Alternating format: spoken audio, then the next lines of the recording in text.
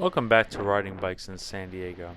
Often people say, why can't you just use a different road to get down from north to south from University rather than 30th?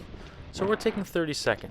We're not only doing this because we don't want to take 30th, but also because we're already further east and are going further east, so there's no need to go west to go east. I have a green light here at North Park Way, so I'm taking it.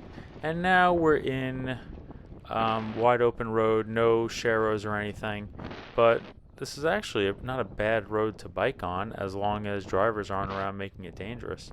We're trying to stay out of the door zone off to the right, and also, be predictable, but not like muscle up the whole road.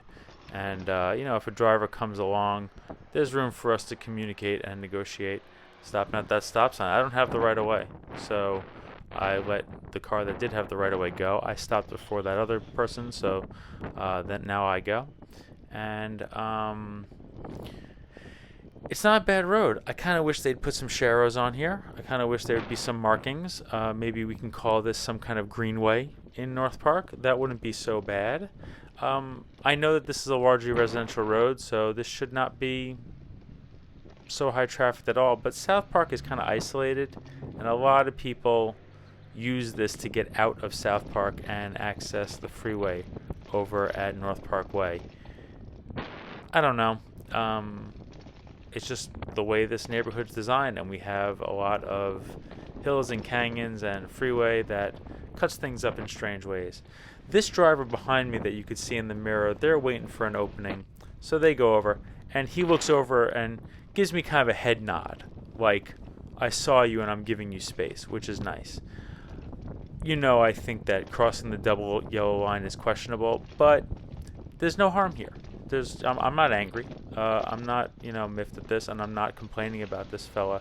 When the opportunity is there, like I always say, it's about context, right? Like, we look at the situation we have in front of us. There's no oncoming traffic. That was as safe as can be. And the driver wasn't impatient. They weren't gunning it and revving it and being like all macho about it. Nevertheless, they're still not going that much faster than me. Like, they're still right in front of me. And there's a stop sign there, and then I'm going to stop at the stop sign, and they're never going to get more than a couple of blocks ahead of me, which is kind of wild. Stop sign here, nobody's here, so we look both ways and then we go. And still that driver is ahead just a little bit of ways. And that's okay. Like I said, no harm. When somebody passes me on the road, I find I instinctually clock them because I know that driving in a neighborhood like this is not necessarily faster than riding a bike. We're talking about the difference between like 45 seconds, maybe a minute and a half, depending on what's going on.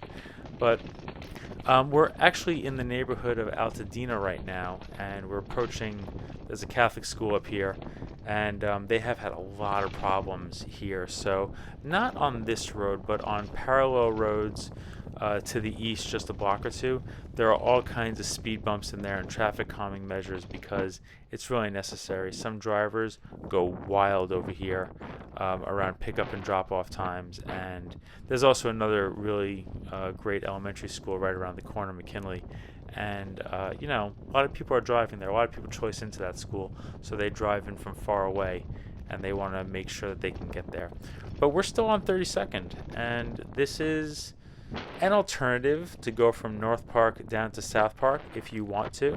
I never really stop there unless there are other drivers because there's a dead end to one side. It's always really quiet. We're going to turn off just a block up here on Maple to run errand, but if you kept going on this, you'd pass Camilla and then get to Juniper and connect right there into South Park, which is a beautiful neighborhood to bike to. And guess what? Parking sucks there too, so you should bike there, and or take the bus. But we're going to think about that as we drive less and ride a bike. Thanks so much.